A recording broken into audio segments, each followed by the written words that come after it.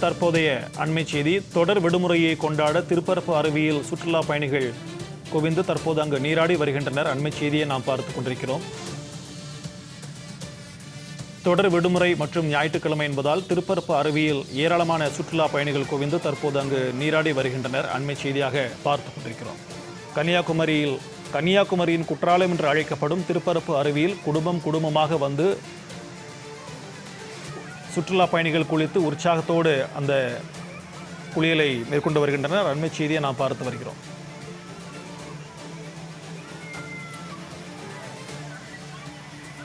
இது தொடர்பான கூடுதல் விவரங்களோடு நம்முடன் இணைகிறார் செய்தியாளர் செல்வராஜ். வணக்கம் செல்வராஜ். தற்போது திருப்பரப்பு அருவியில் சுற்றுலா பயணிகளின் கூட்டம் அதிகரித்து காணப்படுகிறது. இது குறித்தான விரிவான தகவல்.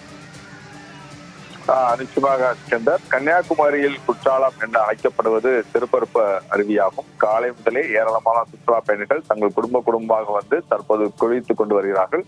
இன்று ஞாயிற்றுக்கிழமை மற்றும் பொங்கல் பண்டிகை விடுமுறை என்பதன் காரணமாக மக்கள் சுற்றுலா தலங்களில் நோக்கி படையெடுத்து வருகிறார்கள்.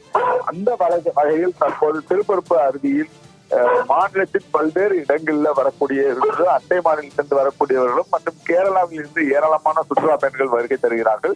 தண்ணீர் மிதமாக கொட்டினாலும் கூட அங்கு அருவியில் மிக குளிர்ந்த காற்று மற்றும் அருவியின் தண்ணீர் குளுமையாக இருப்பதன் காரணமாக மிக அதிகமான பொதுமக்கள் மற்றும் சுற்றுலா பயணிகள் ஆனந்தமாக நீராடி கொண்டு வருகிறார்கள். அதே போல அருவியில் உள்ள நீச்சல் குளம் மற்றும் அருவியின் மேற்பகுதியில் உள்ள கோதை அருவியில் அமைக்கப்பட்டுள்ள சுற்றுலா படகு துறைகளும் சென்று படகு சவாரியும் செய்து மகிழ்ந்து கொண்டு வருகிறார்கள். பொங்கல் விடுமுறை காரணமாக திருப்பரப்பு அருவியில் சுற்றுலா பயணிகள் வருகை என்பது தற்போது அதிகரித்துள்ளது. பொங்கல் பண்டிகை தொடர் விடுமுறை என்பதன் காரணமாகவும் குமரி மாவட்டத்தில் சுற்றுலா தலங்களில் மக்கள் கூட்டம் அதிகரித்துள்ளது. இதனால் சுற்றுலா பயணிகளின் பாதுகாப்பு கருதி போலீசார் மற்றும் பேரூராட்சி நிர்வாகம் சார்பாக தொடர்ந்து அந்த பாதுகாப்பு பணியும் மிக அதிகமாக அமர்த்தப்பட்டுள்ளார்கள்.